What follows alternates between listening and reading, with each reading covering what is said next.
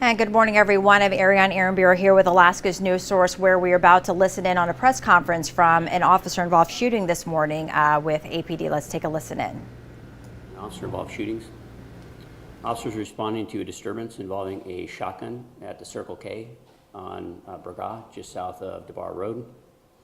Upon their arrival, they were involved in a shooting where the subject was hit at least 2 times and is currently in critical condition.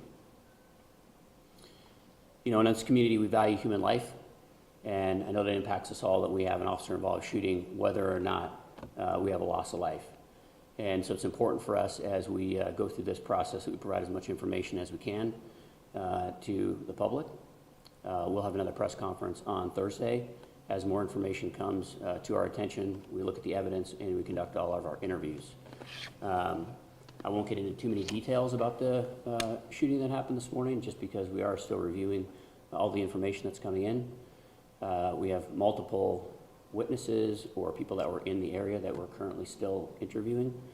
And so I don't want to put out some of the information until we know exactly some of the details.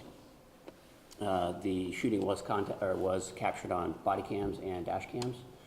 So we have multiple different angles of footage that we'll also be reviewing. Some of you know we've updated our body-worn camera release policy that is still being reviewed by our legal team. This shooting will fall under that policy, as we hope to have this policy in place shortly. Any questions that you have for me? Can you talk a little bit about that new release policy and how that's going to work? What I am willing to talk about is just that there's going to be a time specifics within the policy, and anything that falls outside of those specific times, we will give the media and the public reasons as to why we weren't able to hit that day. But there's several different entities that are involved when we released. The Office of Special Prosecution is one of them. So it's not 100% on our timeline. Sometimes we're taking into consideration the prosecution of multiple criminal cases. So it's important to remember that when our officers are involved in a shooting, they're investigated criminally. If the subject that was shot survives, that person may also be investigated for a crime. So now you have 2 criminal investigations happening at the same time. And so the pace that goes is dependent upon the DA's office and Office of Special Prosecution.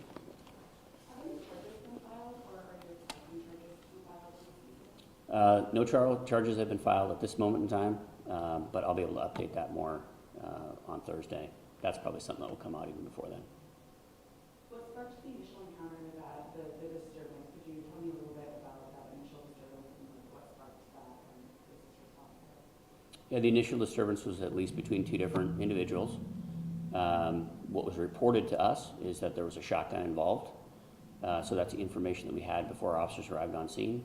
And we also had information that at least 1 shot was fired prior to our arrival in that disturbance. Did the 2 people involved know each other? I don't know that yet. Have you reviewed body camera footage of the shooting? I've seen some of the body camera footage, yes. We haven't reviewed all of it. And that's going to do it for questions this morning. Unless another outlet has one more. There was a big black pickup on site this morning. Was that involved? I don't know that. Was it shooting in a parking lot, or was it this whole thing in a parking lot? It was in a parking lot. Yep. Thank you. Thank you guys for coming. And again, that was Police Chief Sean Case giving a press conference regarding this morning's officer-involved shooting that happened about 5:15 a.m. So what we do know, we got a few more details that we can share with you. So police got this call around 5:15 this morning. We were told by police in their press release that no officers were injured. As for a suspect earlier, we did know it was an adult male who was taken to the hospital for treatment of his injuries. We just learned from Police Chief Sean Case that the suspect was hit 2 times and is currently in critical condition. They have reviewed the body cam footage.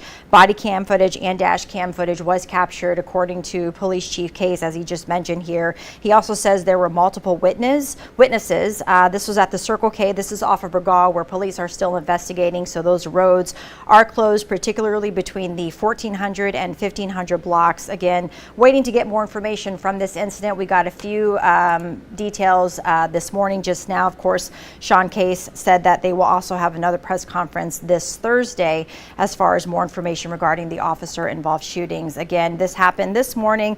We do have a crew that is covering this, so be sure to keep it here to Alaska's News Source, both on air and online at alaskasnewssource.com for those updates. And we will, of course, bring you that in our later newscasts. Again, I'm Ariana Aaron-Bureau here from our digital desk at Alaska's News Source. Thanks for tuning in. We'll see you back here this evening.